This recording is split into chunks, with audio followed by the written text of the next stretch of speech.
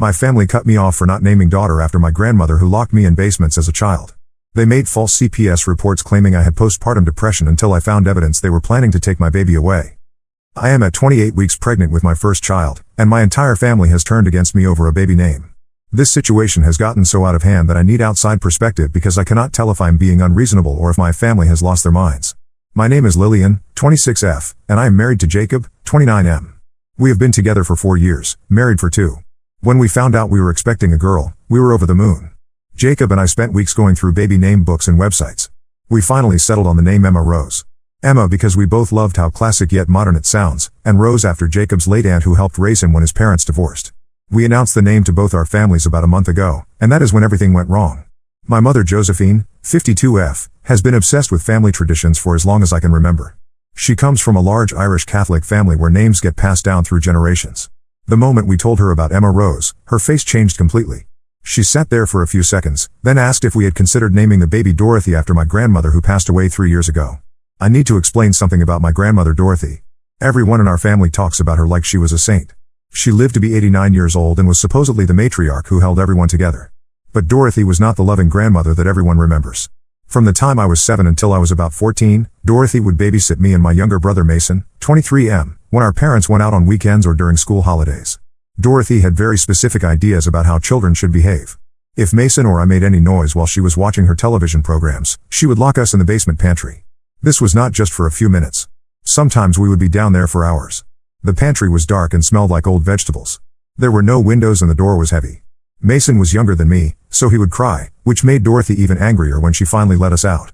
During these babysitting sessions, Dorothy would also withhold food as punishment for what she called disrespectful behavior.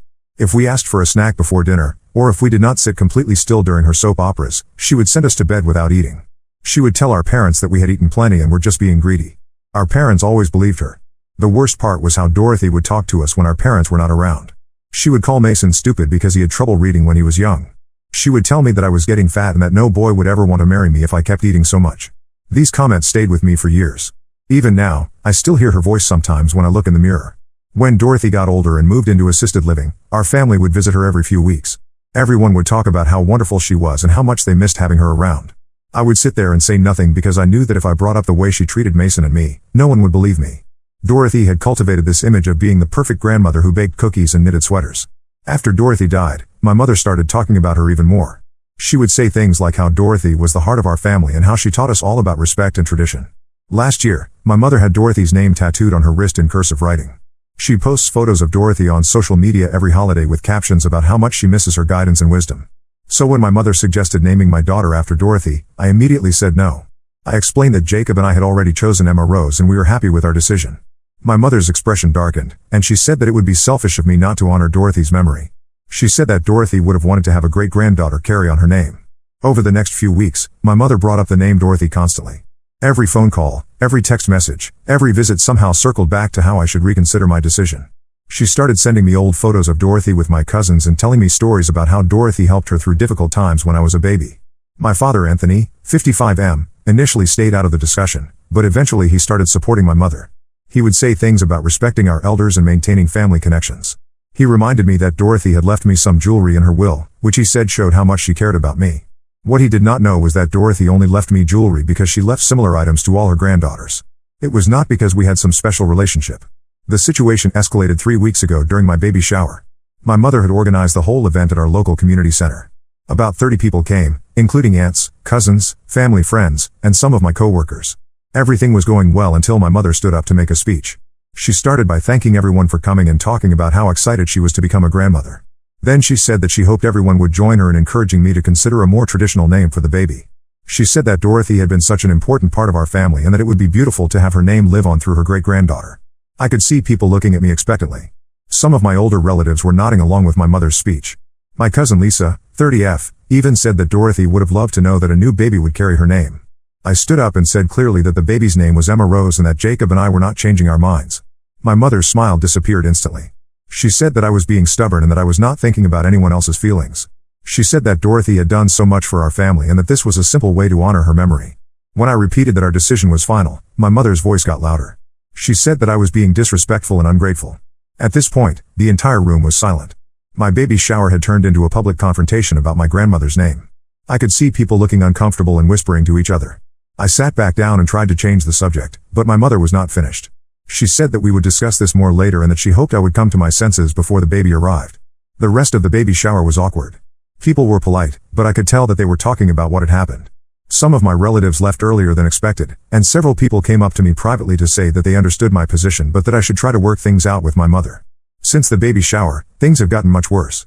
My mother calls me multiple times per day to discuss the name situation. My father has started showing up at my house when Jacob is at work to have long conversations about family loyalty and tradition. My brother Mason has been sending me text messages saying that I should just give in because fighting with our parents is not worth the stress while I'm pregnant. My Aunt Adeline 49F came to my workplace last week. She found me during my lunch break and said that my mother was heartbroken about the name situation. She said that Dorothy had always talked about how proud she was of me and that using her name would be a way to keep her spirit alive in our family. When I explained that I had negative memories of Dorothy, Adeline said that I was probably misremembering things because I was young at the time. The most frustrating part is that none of my family members will listen when I try to explain why I do not want to use Dorothy's name. They either change the subject or say that I should focus on the positive memories instead of holding grudges. My cousin Mark, 31M, told me that Dorothy was from a different generation and that I should not judge her by modern standards. Yesterday, my mother showed up at my doctor's appointment. She said that she wanted to be there to hear the baby's heartbeat and that she had brought someone special with her. When I walked into the waiting room, Dorothy's younger sister Mildred, 85F, was sitting there with my parents. Mildred had driven 3 hours to be at this appointment. My mother explained that she thought it would be meaningful for Mildred to hear her great-great-niece's heartbeat, especially since the baby might carry Dorothy's name. Mildred started talking about how Dorothy had always wanted more children and how she would have been thrilled to have a great-granddaughter named after her. When I said once again that the baby's name was Emma Rose, Mildred looked confused. She said that my mother had told her that I was considering Dorothy as a name. My mother quickly said that we were still discussing it and that I needed more time to think about it. I left that appointment without letting anyone hear the heartbeat. I drove straight home and called Jacob at work. When I told him what had happened, he said that we needed to set firmer boundaries with my family. He suggested that we write a letter explaining our final decision and asking everyone to respect it. But I am worried that a letter will only make things worse. My family has made it clear that they see this as more than just a disagreement about a baby name. They see it as a test of whether I respect our family's values and traditions. I know that if I continue to refuse, they will view it as me choosing to put my own preferences above what they believe is right. At the same time, I cannot bring myself to name my daughter after Dorothy. Every time I think about calling my baby by that name, I remember being locked in the basement pantry and being told that I was fat and worthless. I do not want my daughter to carry the name of someone who caused me so much pain, even if other people have good memories of that person. I am running out of time to resolve this situation. The baby is due in 12 weeks, and my family's pressure is only getting more intense. I do not know if I should stand firm on Emma Rose and risk permanently damaging my relationships with my parents and extended family, or if I should consider some kind of compromise that might keep everyone happy. Has anyone else dealt with family pressure over baby names? How did you handle it when your family wanted you to honor someone that you did not have good memories of? I really need advice because this situation is affecting my health and my marriage, and I do not know what to do next. Update 1: I posted 6 weeks ago about my family pressuring me to name my daughter after my deceased grandmother Dorothy, who had mistreated me as a child. I said I would name her Emma Rose instead. Many people told me to stand firm, so that is what I did. I wish I could say things worked out, but they got much worse before they got better. 2 weeks after my original post, I went into early labor at 36 weeks. Jacob rushed me to the hospital, and after 8 hours, Emma Rose was born healthy at 5 pounds 3 ounces. For the first day, everything felt perfect. Jacob and I were exhausted but happy, and Emma was doing well in the NICU as a precaution due to her early arrival. On the second day, a nurse told me that several people had been calling the hospital asking about me and the baby. The calls were coming from my mother, father, Aunt Adeline, and cousin Lisa. They were asking for information about Emma's health and when visiting hours were. I had not contacted any of them when I went into labor because I wanted time to recover and bond with Emma before dealing with family drama. That afternoon, my mother and father showed up at the hospital without warning. They had somehow found out which room I was in and walked right in while I was trying to breastfeed Emma. My mother immediately went to the bassinet and started taking photos of Emma with her phone. She was cooing and saying how beautiful her granddaughter Dorothy was. I corrected her and said that the baby's name was Emma Rose. My mother laughed and said that I would come around once I saw how perfect the name Dorothy was for such a beautiful baby. She said that Emma looked exactly like Dorothy did in her baby photos and that this was clearly meant to be. My father stood by the door like he was guarding it. He said that they had been worried sick when they found out I had given birth without telling them. He said that family should be the first to know about these important moments and that I had hurt their feelings by excluding them. I asked them to leave because I was tired and still recovering from delivery. My mother said that they had driven an hour to get to the hospital and that they deserved time with their granddaughter. She picked Emma up from the bassinet without asking and started walking around the room with her. When I tried to take Emma back, my mother said that I was being possessive and that grandparents had rights too. She said that Dorothy would have wanted her to be involved in raising her great-granddaughter and that I could not keep Emma away from family who loved her. At this point, Jacob returned from getting coffee in the cafeteria. When he saw my mother holding Emma and my father blocking the door, he immediately asked them to leave. He said that we had asked for privacy during our first few days as new parents and that they needed to respect our wishes. My mother said that Jacob was turning me against my own family and that he was the reason I was being so difficult about the name situation. She said that if Jacob really cared about family traditions, he would encourage me to honor Dorothy's memory instead of pushing his own family's names. Jacob took Emma from my mother and asked the nurse to call security. He said that we had not invited them to the hospital and that they were causing stress during what should be a peaceful time. My parents left, but not before my mother said that this was not over and that they would find a way to have a relationship with their granddaughter Dorothy whether I liked it or not. The next day, a social worker named Ms. Chen came to my room. She said that the hospital had received a call expressing concerns about my mental health and my ability to care for Emma. The caller had said that I was suffering from postpartum depression and that I was having paranoid thoughts about my family members. Ms. Chen explained that she was required to do a wellness check whenever the hospital received these types of calls. She asked me questions about my support system, my mental health history, and my plans for caring for Emma after discharge. She also asked about my family relationships and whether I was having any conflicts with relatives. I told Ms. Chen about the pressure I had been getting from my family about Emma's name and about how they had shown up at the hospital without permission. I explained that I was not suffering from postpartum depression but that I was stressed about my family's behavior. Ms. Chen said that the person who called had provided specific details about my supposed mental health issues. They had said that I was refusing to let family members meet the baby and that I was making irrational decisions about the baby's care. They had also said that my husband was encouraging these behaviors and isolating me from people who cared about me. After talking with me for about an hour, Ms. Chen said that she did not see any signs of the problems that had been described in the phone call. She said that I seemed like a competent new mother who was dealing with normal family stress.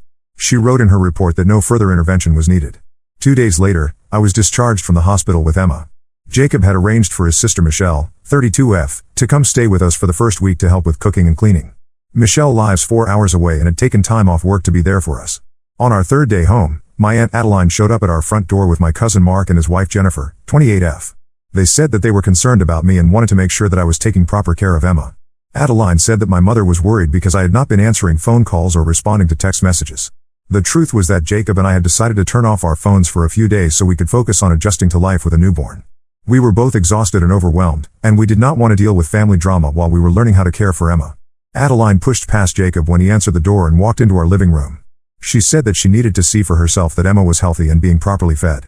Mark and Jennifer followed her inside, even though Jacob told them that this was not a good time for visitors. Michelle was in the kitchen making dinner when they arrived. Adeline immediately started questioning her about who she was and why she was in our house. When Michelle explained that she was Jacob's sister and that she was helping us during our first week home, Adeline said that family members should be the ones providing support, not outsiders. Adeline went upstairs to our bedroom where Emma was sleeping in her bassinet. She woke Emma up by picking her up and started examining her like she was a doctor. She said that Emma looked thin and asked when she had last been fed. When I said that Emma had eaten an hour earlier, Adeline said that might not be enough for a growing baby. Mark took photos of our house with his phone, including pictures of Emma's nursery, our kitchen, and our living room. When Jacob asked why he was taking photos, Mark said that he wanted to document Emma's living conditions in case there were questions later about her care. Jennifer started asking me detailed questions about my daily routine with Emma. She wanted to know how often I was feeding her, how many hours I was sleeping, and whether I was taking any medications. When I asked why she needed this information, she said that my mother was worried about my ability to handle the responsibilities of motherhood. After they left, Jacob and I realized that this visit was not just about checking on us. They had been gathering information and documenting our home situation for some reason. Jacob called his sister Michelle aside and asked her to write down everything that had happened during the visit, including the questions they had asked and the photos Mark had taken. That night, Jacob's phone rang at 2 a.m. It was his mother Carol, 58F, who lives in another state. Carol said that she had received a very strange phone call from someone claiming to be my mother. The caller had said that I was suffering from severe postpartum depression and that Jacob was enabling my mental health problems. Carol said that my mother had asked her to convince Jacob to bring Emma to stay with my parents until I got proper treatment for my mental health issues. My mother had said that she was worried about Emma's safety and that she had documentation proving that I was not capable of caring for a newborn. Carol told Jacob that the phone call did not make sense because she had been texting with both of us regularly since Emma was born. She said that we seemed like normal new parents who were tired but happy. She had not seen any signs of the serious mental health problems that my mother had described. Jacob explained to his mother what had been happening with my family and the pressure about Emma's name. Carol said that she was shocked by my family's behavior and that she wanted to help us in any way she could. She offered to come stay with us if we needed additional support. The next morning, we discovered that my mother had been calling Jacob's work colleagues and my former co-workers. She had been telling people that I was having a mental health crisis and that we needed intervention from friends and family members. Several people had reached out to Jacob to ask if there was anything they could do to help us during this difficult time. Jacob called his HR department to report that someone was spreading false information about our family situation. His boss was understanding and said that they would not take any action based on the phone calls they had received. But Jacob was worried about how these calls might affect his reputation at work. I realized that my family was conducting some kind of campaign to undermine my credibility as a mother. They were not just pressuring me about Emma's name anymore. They were actively trying to convince people that I was mentally unstable and incapable of caring for my baby. Jacob and I decided that we needed legal advice. We contacted a family law attorney named Mr. Rodriguez who specializes in grandparents' rights cases. We wanted to understand what legal options my family might have and how we could protect ourselves and Emma from further harassment. Mr. Rodriguez said that grandparents' rights laws vary by state, but that in most cases, grandparents cannot obtain custody or visitation rights unless they can prove that the parents are unfit or that there are special circumstances like the death of one parent. He said that my family would need substantial evidence of neglect or abuse to successfully challenge my parental rights. However, he also warned us that false reports to social services could be serious even if they were ultimately unfounded. He said that we should document all interactions with my family members and keep records of their attempts to interfere with our parenting decisions. We decided to send a cease and desist letter to my parents, Aunt Adeline, and cousin Mark. The letter stated that they were no longer welcome in our home without invitation and that they should stop contacting Jacob's family members, our employers, and social services with false information about our family situation. The letter also stated that we were prepared to seek a restraining order if the harassment continued. Mr. Rodriguez said that having this letter on record would help establish a pattern of inappropriate behavior if we needed to take further legal action. 3 days after we sent the letter, my brother Mason called me. He said that our parents were devastated by the legal letter and that they felt like I was punishing them for caring about me and Emma. He said that they were only trying to help and that I was overreacting to their concern. Mason said that our parents loved me and just wanted to be part of Emma's life. He said that if I would compromise on the name issue, everything could go back to normal and we could be a happy family again. He suggested that I could use Dorothy as Emma's middle name instead of Rose. I told Mason that this was not just about the name anymore. I explained how our parents had made false reports about my mental health and had been contacting people in our professional and personal lives with lies about our family situation. I said that their behavior had crossed a line and that I could not trust them around Emma. Mason said that he had not known about the phone calls to social services and Jacob's workplace. He said that our parents had told him that they were just worried about me and that they wanted to make sure Emma was being properly cared for. He said that he would talk to them about backing off and giving us space. But the next day, my mother left a voicemail on our home phone. She said that the legal letter was proof that I was not thinking clearly and that Jacob was controlling my decisions. She said that Dorothy would be heartbroken to know that her great-granddaughter was being kept away from family members who loved her. She said that they were not going to give up on having a relationship with their granddaughter Dorothy, and that they would find a way to make sure Emma knew about her family heritage even if I was determined to cut them out of our lives. That voicemail made it clear that sending the legal letter had not resolved anything. My family was still convinced that they were the victims in this situation and that I was the one behaving inappropriately. They were still calling Emma by the wrong name and still plotting ways to force their way into our lives. Jacob and I realized that we were going to need stronger legal protection if we wanted to keep our family safe from this ongoing harassment. Update 2. My last update was 3 months ago when my family was harassing us about naming our daughter Emma and spreading lies about my mental health. Things escalated dramatically after that, and I need to share what happened because other people dealing with family legal issues might find this helpful. 2 weeks after my last update, Emma and I were at a routine pediatric appointment when my mother, father, and Aunt Adeline showed up in the waiting room. They had somehow found out about the appointment and decided to attend without telling us. My mother walked up to me and said that she had been thinking about everything that had happened and that she wanted to apologize for the misunderstandings. She said that family was more important than disagreements and that she hoped we could work things out for Emma's sake. I was holding Emma and trying to keep my voice low because we were in a public place with other families around. I told my mother that she could not just show up at medical appointments without permission and that we had asked for space to figure things out. My father said that they had rights as grandparents and that they should be included in important decisions about Emma's health care. He said that they had experience raising children and that their input could be valuable for Emma's well-being. Aunt Adeline was taking photos of Emma with her phone while my parents were talking to me. When I asked her to stop, she said that she wanted to document how much Emma had grown since they last saw her. She said that my mother had been heartbroken not being able to watch her granddaughter develop during these important early months. The pediatrician's nurse called us back for the appointment, and my family members tried to follow us.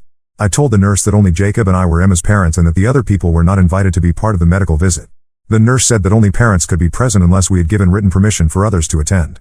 My mother said that this was ridiculous and that grandparents should automatically be allowed to hear about their granddaughter's health. She said that she had attended medical appointments for all her other grandchildren and that I was being unreasonable by excluding her. The nurse asked my mother to wait in the lobby and said that she could speak with us after the appointment if we agreed to it. My mother said that she would wait, but she looked angry about being asked to leave. During Emma's checkup, the pediatrician Dr. Martinez asked if there had been any changes in our family situation since the last visit. I told him about my family showing up uninvited and about the ongoing pressure we were getting about Emma's name and their involvement in her care. Dr. Martinez said that he had actually received a phone call the week before from someone claiming to be Emma's grandmother. The caller had asked detailed questions about Emma's weight gain, feeding schedule, and developmental milestones. She had also asked whether there were any concerns about Emma's parents' ability to provide proper care. Dr. Martinez said that he had not provided any information during that phone call because of privacy laws, but that he had noted the call in Emma's medical file. He said that it was unusual for family members to contact a pediatrician's office without the parents' knowledge or consent. He asked if we wanted him to put a note in Emma's file restricting who could receive information about her care. We said yes and asked him to make sure that only Jacob and I could get medical information about Emma or make appointments for her. When we came out of the appointment, my family was still waiting in the lobby. My mother immediately asked how Emma was doing and whether she was meeting all her developmental milestones. When I said that the appointment went well, she asked for specific details about Emma's weight and height measurements. I told her that Emma's medical information was private and that we were not comfortable sharing those details with extended family members. My father said that this secrecy was proof that something was wrong and that we were hiding problems with Emma's health or development. Aunt Adeline said that she had raised 5 children and that she could tell just by looking at Emma whether she was thriving. She said that Emma looked smaller than she should be for her age and that we might not be feeding her enough. This conversation was happening in front of other families with young children, and I could see people staring at us. Emma started crying, probably because she could sense the tension in the room. I tried to calm her down while my family continued talking about their concerns. My mother reached for Emma and said that she knew how to soothe babies because she had experience with grandchildren. When I stepped back to prevent her from taking Emma, she said that I was being paranoid and overprotective. Jacob arrived at the pediatrician's office just as this confrontation was happening. He had been parking the car and did not realize that my family was there until he walked into the lobby. When he saw what was happening, he immediately came over and asked my family to leave us alone. My father said that Jacob was the problem and that he was turning me against my own relatives. He said that before Jacob came into the picture, I had always been respectful of family relationships and traditions. He said that Jacob's influence was causing me to become selfish and ungrateful. Jacob said that we had asked for space and that showing up at medical appointments was crossing boundaries that we had clearly established. He said that if they continued to harass us at public places, we would have no choice but to involve law enforcement. My mother started crying and said that she just wanted to be part of her granddaughter's life. She said that she had been dreaming of being a grandmother for years and that I was denying her the chance to build a relationship with Emma. Other people in the waiting room were definitely watching this scene unfold. A receptionist came over and asked if there was a problem that needed to be addressed. Jacob said that we were leaving and that the other people were not with us. As we walked toward the exit, Aunt Adeline called out that they knew where we lived and that they were not going to give up on having a relationship with Dorothy. She used my grandmother's name for Emma even though we had corrected them multiple times. That evening, Jacob and I called our lawyer Mr. Rodriguez to report what had happened at the pediatrician's office. He said that showing up at medical appointments could be considered stalking or harassment, especially since we had already sent a cease and desist letter. Mr. Rodriguez said that we had enough documentation to request a temporary restraining order. He explained that we would need to go to court and present evidence of the harassment, including the false reports to social services, the uninvited visits to our home and workplace, and the confrontation at the medical appointment. He said that if the judge granted a temporary restraining order, my family members would be legally required to stay away from us, our home, Emma's daycare, our workplaces, and any medical appointments. Violating a restraining order would result in arrest and criminal charges. 3 days later, we filed for a restraining order against my mother, father, and Aunt Adeline. The hearing was scheduled for the following week. Mr. Rodriguez said that my family members would be notified about the court date and that they could bring their own lawyer if they wanted to contest our request. The night before the hearing, my brother Mason called me. He said that our parents had asked him to be a character witness at the court hearing. He said that they wanted him to testify about what a good family we had always been and how much they loved Emma. Mason said that he was confused about the legal situation because our parents had told him that we were the ones who were being unreasonable. They had said that all they wanted was a normal grandparent relationship with Emma and that we were using the legal system to punish them for caring too much. I explained to Mason everything that had happened over the past few months, including the false reports to social services, the harassment at Jacob's workplace, and the confrontation at Emma's medical appointment. Mason said that our parents had not told him about most of these incidents. Mason said that he did not want to take sides in a legal dispute between me and our parents. He said that he loved all of us and that he hoped we could work things out without involving courts and lawyers. He decided not to attend the hearing as a witness for either side. At the restraining order hearing, Mr. Rodriguez presented evidence of my family's harassment, including phone records, text messages, photos of the uninvited visits, and documentation from the hospital's social worker and pediatrician's office. He also played voicemails that my mother had left using Dorothy's name for Emma and threatening to find ways to force a relationship. My parents attended the hearing without a lawyer. When the judge asked if they wanted to respond to our request for a restraining order, my father said that they were just loving grandparents who were being kept away from their granddaughter by their daughter's controlling husband. My mother said that she was worried about Emma's well-being because I was suffering from postpartum depression and making irrational decisions. She said that they had only contacted social services because they genuinely believed that Emma was not receiving proper care. The judge reviewed all the evidence and said that the pattern of behavior described in our petition was clearly harassment. She said that grandparents do not have the right to force relationships with grandchildren or to interfere with parents' medical and childcare decisions. The judge granted a 1-year restraining order against my mother, father, and Aunt Adeline. The order prohibited them from contacting us directly or indirectly, from coming to our home or workplaces, from attending Emma's medical appointments, and from making false reports to any government agencies. The judge also ordered my family to pay our legal fees because she found that their behavior had been deliberately disruptive and that they had ignored our previous requests to respect our boundaries. After the hearing, my mother tried to approach me in the courthouse hallway. A bailiff immediately intervened and reminded her that the restraining order was now in effect and that she needed to stay away from us. My father was arguing with the bailiff about whether they could talk to us one more time to explain their side of the story.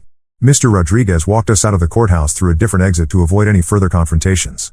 He said that violations of restraining orders are taken seriously by law enforcement and that we should call police immediately if my family members attempted any contact. 2 weeks after the restraining order was granted, we received a letter from a different lawyer representing my parents. The letter stated that they were considering filing a lawsuit for grandparents' visitation rights and that they believed the restraining order was based on false information. Mr. Rodriguez responded to their lawyer and said that any attempt to file for visitation rights while a restraining order was in effect would be viewed as harassment and could result in additional legal consequences. He also said that our documentation of their behavior would be relevant evidence in any future legal proceedings. Since then, we have not had any direct contact with my parents or Aunt Adeline. Mason still talks to me occasionally, but he says that our parents are devastated about being cut off from Emma. He says that they spend most of their time talking about how unfair the legal system is and how Jacob has poisoned my mind against my own family. Emma is now 6 months old and developing beautifully. She is reaching all her milestones and is a happy, healthy baby. Jacob and I have been able to focus on being new parents without the constant stress of family harassment. The restraining order still has 6 months remaining, and we plan to request an extension if there are any attempts at contact before it expires. Mr. Rodriguez said that the documented history of harassment will make it easy to get additional protection if needed. Update 3: It has been 6 months since my last update about the restraining order against my parents and Aunt Adeline. Emma is now 1 year old, and I want to share how everything was finally resolved because the situation took some unexpected turns. The restraining order was set to expire in December, and Jacob and I were planning to request an extension. We had not heard from my family directly since the court hearing, but Mason had mentioned that our parents were still talking about trying to see Emma once the legal restrictions ended. In November, something happened that changed the whole situation. Mason called me and said that he needed to tell me something important about our family. He said that he had been going through old boxes in our parents' basement to help them organize before a planned move to a smaller house. Mason found a box of papers and documents that belonged to our grandmother Dorothy. Inside the box were letters, diary entries, and medical records that our parents had kept after Dorothy died. Mason said that after reading through these documents, he finally understood why I had such negative memories of Dorothy. The papers included letters that Dorothy had written to her sister Mildred complaining about having to babysit Mason and me. In these letters, Dorothy described us as difficult and spoiled children who needed strict discipline to teach us proper behavior. Dorothy had written detailed descriptions of the punishments she used, including locking us in the basement and withholding food. She wrote about these methods like they were normal parenting techniques that our parents were too soft to use themselves. She complained that our parents spoiled us and that someone needed to teach us respect. Mason also found diary entries where Dorothy wrote about how much she disliked children in general. She wrote that babysitting was a burden and that she resented having to spend her weekends dealing with ungrateful grandchildren. She described Mason and me using very harsh language and said that we were proof that modern parents had no idea how to raise children properly. The most disturbing documents were notes that Dorothy had made about her interactions with other grandchildren in our extended family. She had written similar complaints about my cousins and had described using the same punishment methods with them. Mason realized that Dorothy had been systematically mistreating multiple children over many years. Mason said that after reading these papers, he felt sick about how our family had portrayed Dorothy as a loving grandmother. He said that the evidence clearly showed that Dorothy had been abusive and that our parents had either not known about it or had chosen to ignore it. Mason brought these documents to our parents and confronted them about Dorothy's behavior. According to Mason, our mother initially tried to defend Dorothy by saying that the letters and diary entries were taken out of context. She said that Dorothy was from a different generation and that her discipline methods were normal for that time period. Our father was more disturbed by what Mason had found. He said that he had suspected Dorothy was too strict with us, but that he had trusted our mother's judgment about leaving us with her. He said that if he had known about the punishments Dorothy was using, he would never have allowed her to babysit us. Mason said that our parents spent several days arguing about the documents and what they meant for our family situation.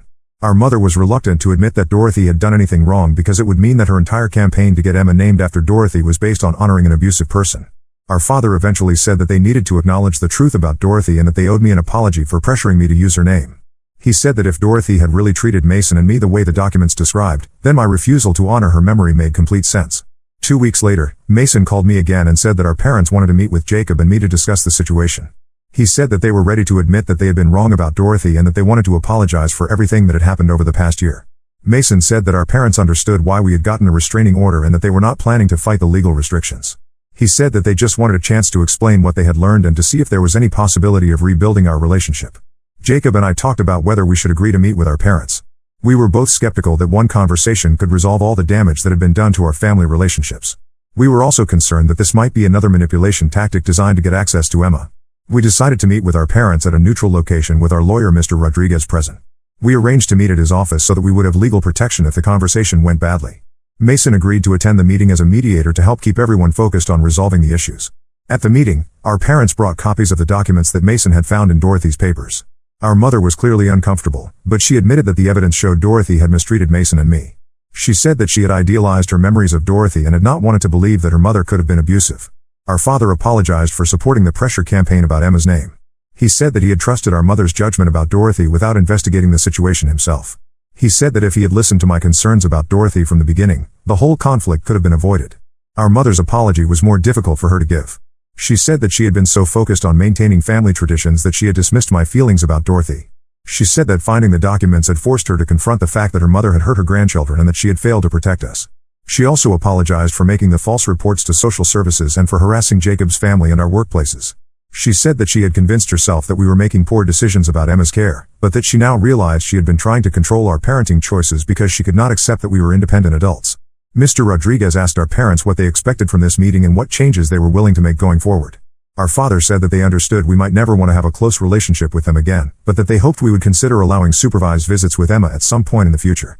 Our mother said that she wanted to respect our decision about Emma's name and that she would stop referring to her as Dorothy. She said that she understood why the name was painful for me and that she should have listened when I first explained my feelings about my grandmother. Jacob asked our parents what they planned to do about Aunt Adeline, who had been one of the most aggressive participants in the harassment campaign. Our father said that Adeline had been acting on information that our mother had given her and that they would explain the new situation to her. Our mother said that Adeline would probably have a hard time accepting the truth about Dorothy because she had also idealized her memories of our grandmother. She said that they would make it clear to Adeline that any further harassment of our family would damage her relationship with them as well. Mason suggested that we try a gradual approach to rebuilding family relationships.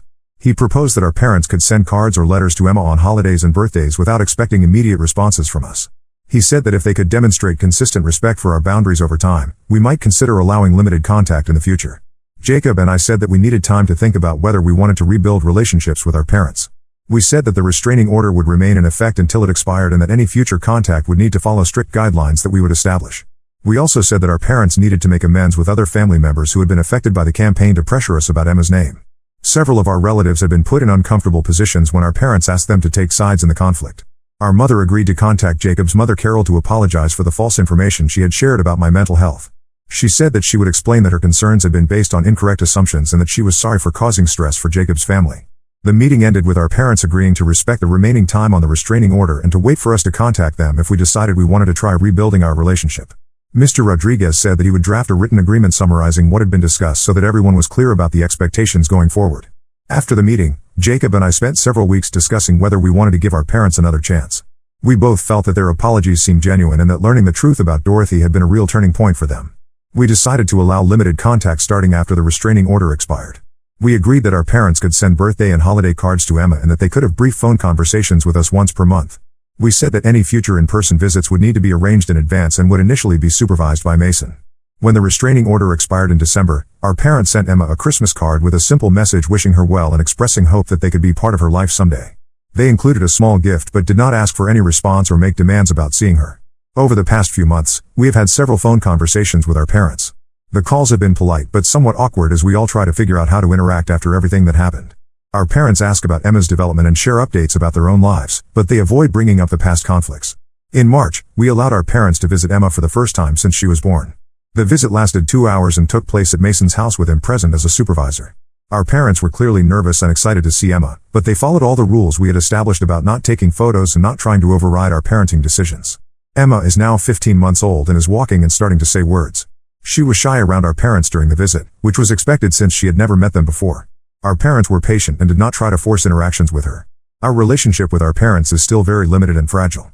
We are proceeding carefully because we do not want to expose Emma to family drama if our parents revert to their previous controlling behavior. The trust that was broken during the name conflict will take years to rebuild, if it can be rebuilt at all. And Adeline has not been part of any of the reconciliation efforts. According to Mason, She was very upset when our parents told her about the documents they found about Dorothy. She accused our parents of betraying Dorothy's memory and said that she could not accept that Dorothy had mistreated her grandchildren. Adeline has apparently told other extended family members that our parents are lying about Dorothy to appease us and that the whole family is falling apart because people are not respecting their elders anymore. Mason said that Adeline's reaction has actually helped our parents understand how they had been thinking about family loyalty before they learned the truth about Dorothy.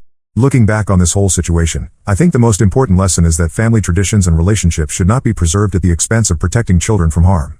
My parents were so invested in maintaining their idealized image of Dorothy that they were willing to dismiss my experiences of abuse and to harass me when I refused to honor her memory. The legal system ultimately protected Emma and our family from continued harassment, but it took finding concrete evidence of Dorothy's abusive behavior for my parents to acknowledge that my feelings about her were valid. I wish they had been willing to listen to me from the beginning instead of requiring proof that my grandmother had documented her own mistreatment of children. Emma will grow up knowing her grandparents, but the relationship will be different than it would have been if this conflict had not happened. My parents will have to earn their place in her life rather than expecting automatic respect because of their family role. The most positive outcome is that this situation has strengthened my relationship with Jacob and has shown us that we can successfully protect our family when necessary. We learn to set boundaries, to seek legal help when needed, and to prioritize our child's well-being over maintaining family harmony. Emma's name is Emma Rose, and that is what everyone calls her now. She will never have to carry the name of someone who hurt her mother, and she will grow up in a family that prioritizes her safety and well-being over traditions that cause harm. Now let's move to the next story. Story 2 caught my wife having an affair with my brother's best friend. My entire life is collapsing and I don't know how to move forward. I never imagined I'd be writing this. Growing up, I watched my parents' messy divorce tear our family apart. My dad cheated with his secretary, the most cliché thing ever. Mom never recovered, turned to drinking, and I spent my teenage years basically raising my younger sister. I promised myself I'd never put my future kids through that hell. But here I am, living my worst nightmare. Our story started 12 years ago. I was a junior in college studying construction management, and my brother Rob, 35M, was hosting a Super Bowl party.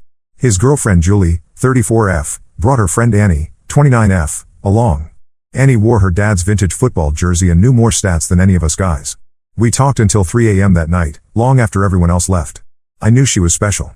We dated through college and the rough early years of our careers. Annie supported me when I worked 80-hour weeks as a junior project manager.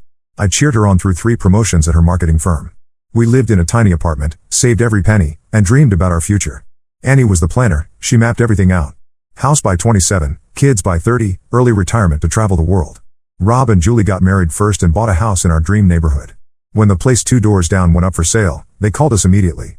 We stretched our budget but made it work. That was 3 years ago. Since then, life has been perfect. Sunday family dinners became our tradition. Rob's kids started calling us Uncle Mike and Aunt Annie. Julie and Annie became inseparable, morning runs, cooking classes, weekend shopping trips. Everything changed last year when Rob's best friend Mark, 36M, moved back after his divorce. He told us his ex-wife cheated with their marriage counselor. Everyone felt bad for him. Rob wanted to help, so Mark became a regular at our gatherings. He seemed like a good guy at first, always offering to help with house projects, bringing wine to dinner, entertaining Rob's kids. Looking back, there were signs I ignored. Mark always sat next to Annie at dinner. They developed inside jokes I didn't understand. Annie started dressing up more when she knew he'd be around. She'd get texts late at night and smile at her phone. When I asked, she'd say it was work or Julie. I trusted her completely. Last Tuesday changed everything. It was raining at the construction site, so I headed home early. Mark's red pickup was in our driveway. This wasn't unusual, he sometimes used our pool or borrowed tools from our garage. But something felt wrong. The house was too quiet. Annie's car was there, but she hadn't answered my text about coming home early. I found them in our bedroom. The room we painted together last summer. The bed where we talked about our future kids. They were getting dressed, but it was obvious what had happened. Annie saw me first. Her face went white. Mark grabbed his shirt and tried to speak, but I just walked out. I drove aimlessly for hours. My phone kept buzzing but I couldn't look at it. I ended up at a hotel near the airport. After staring at the ceiling all night, I turned my phone back on. 47 missed calls from Annie, 15 from Rob, countless messages. Annie's messages evolved from "Where are you?" to "Please come home, we need to talk to I can explain everything." Rob's messages were different. Mark had shown up at his house drunk and confessed everything. This wasn't a one-time thing. They'd been meeting at our house for 4 months, whenever I was at work. Rob kicked Mark out and ended their 20-year friendship. I stayed at the hotel for 3 days. Julie brought me clean clothes and sat with me while I broke down. That's when I learned the full extent of Annie's betrayal. The affair started at Rob's birthday party in March. Mark had been pursuing Annie for months, random texts, convenient run-ins at stores, always offering help with any problem she mentioned. Annie used our family time to meet him. She'd arrive early to Sunday dinners, claiming she was helping Julie cook, but really meeting Mark in their garage. She manipulated Julie into covering for her multiple times, saying they were going shopping or to wine tastings when she was meeting Mark. Every room in our house now holds tainted memories. The kitchen where we danced while making dinner. The living room where we planned our future. The bedroom where I found them. It all feels poisoned. I can't go back. Update 1. The support from this community has been eye-opening. Every message helped me get through another day. After reading your advice, I met with a lawyer and filed for divorce. I texted Annie to clear out her stuff before I came home. She moved in with her parents. The last week revealed more than I ever wanted to know.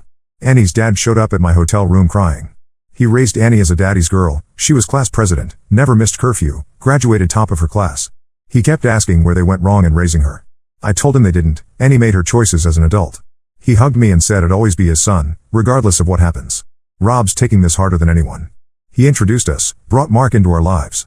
Julie found messages between Annie and Mark on their shared family plan going back to January. The texts revealed everything. Annie and Mark had been apartment hunting together. She planned to leave me after my company's big project finished next month, said it would be the right time since I'd be getting my annual bonus. Mark's story about his divorce was a lie. Rob discovered Mark had cheated on his ex-wife with multiple women, including their neighbor and his ex-wife's cousin. His ex didn't cheat with their counselor. Mark made that up to gain sympathy. The lies keep unraveling. Those late marketing meetings? Dates with Mark. Monthly girls' wine club? Never existed. The yoga classes she started last fall? She spent those hours at Mark's apartment. She even used our anniversary dinner reservation to take him out while I was at a work conference in Houston. My favorite restaurant, where all the staff knew us. They must have seen them together. Annie's brother Tom, 31M, brought me more proof yesterday. He found Annie's secret credit card statements. She spent over $15,000 on gifts for Mark, designer watches, weekend trips, even a down payment on a jet ski. That money came from our joint savings, meant for our future kids' college funds. Julie finally confessed something that makes me sick.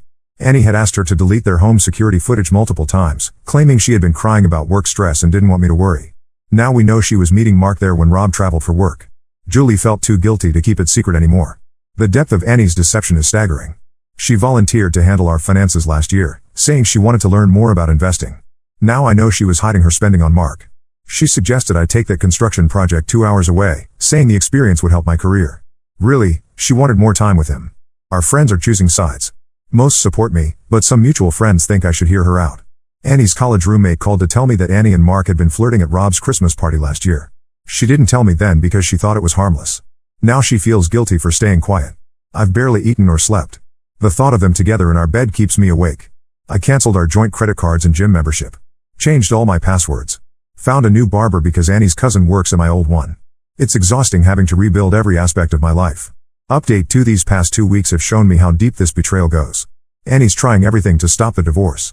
Her mother ambushed me at my hotel, camping outside until security removed her. Annie showed up at my construction site in tears, causing such a scene that my supervisor had to escort her out. She even enrolled in my morning CrossFit class, forcing me to switch gyms. Rob uncovered more about Mark's past that makes me sick. Turns out Annie wasn't his only married target. He had affairs with 2 other women from our social circle. Lisa, 33F, who suddenly moved across the country last year for a dream job, was actually running from her guilt after a 6-month affair with Mark. Then there was Rachel, 38F, my project manager's wife, who mysteriously divorced last spring. Rob exposed everything at our local pub where Mark was a regular. Mark's reputation crumbled overnight.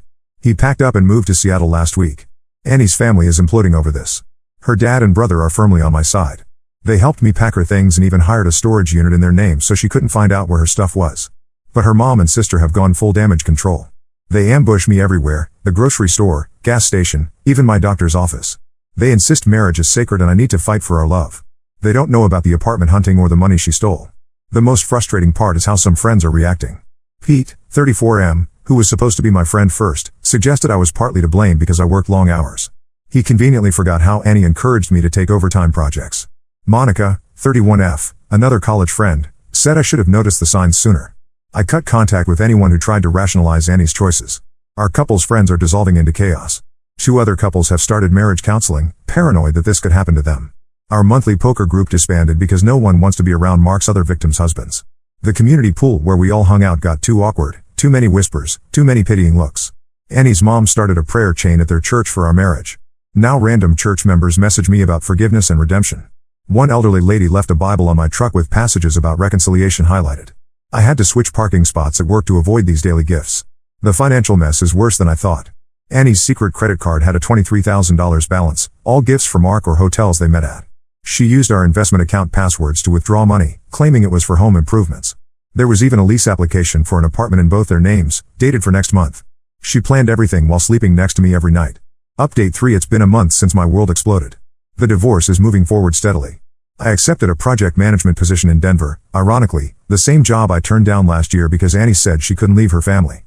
Rob and Julie visit every other weekend. Our relationship has actually strengthened through this nightmare. Funny how betrayal shows you who really matters. Annie's getting more desperate. She's created at least 15 new email addresses to contact me. Her messages range from suicidal threats to detailed plans of how we can rebuild trust. Last week she mailed a 30-page handwritten letter to my office, recounting every moment of our relationship and her supposed regrets. I returned it unopened. Her cousin tried to slip me a USB drive full of videos of Annie crying and apologizing. It went straight into the trash. Her dad's been a surprising source of support. He handled the house sale himself, met with realtors, managed paperwork, coordinated with movers. He made sure Annie stayed away during the whole process. The house sold above asking price. The money will be split in the divorce, but my lawyer's focusing on recovering the funds Annie spent on Mark. The community fallout continues. 3 couples from our friend group have separated, all citing trust issues after watching our marriage implode. Mark's other victims' stories keep surfacing. One of them, Rachel, reached out to apologize. She knew about Annie but stayed quiet out of shame. Mark had a whole system, targeting married women at community events, playing the divorced victim, slowly integrating himself into their lives. Rob discovered Mark never actually moved to Seattle. He's living with some woman in a nearby city, probably starting his cycle again. Rob wanted to warn her, but I told him to stay out of it. I'm done letting Mark affect my life in any way. Annie still shows up at random places. She got a job at a coffee shop near my new office, probably hoping to run into me. She joined my new gym but got kicked out for harassing me. She even tried befriending my new project coordinator, claiming to be an old family friend needing to deliver urgent news. The hardest part is watching the impact on Rob's kids. They used to ask about Aunt Annie every day. Now they're learning about betrayal way too young. Their school counselor called because they're struggling with trust issues. Another innocent casualty of Annie's selfishness. Yesterday, I finally packed away our wedding album. Found Annie's handwritten vows tucked inside, promises of eternal faithfulness, trust, and honesty. The same promises she broke while planning a future with my brother's best friend. The same promises she now swears she'll keep if I give her another chance. I'm rebuilding slowly. Joined a local hiking group, reconnected with college friends in Denver, started learning Spanish, something Annie always said was a waste of time. Some days are harder than others, but I'm no longer feeling lost. To everyone who supported me through this, thank you. Your stories and advice helped me stay strong when I wanted to give in. Special thanks to this community for showing me I'm not alone. Life isn't what I planned, but at least it's authentic now.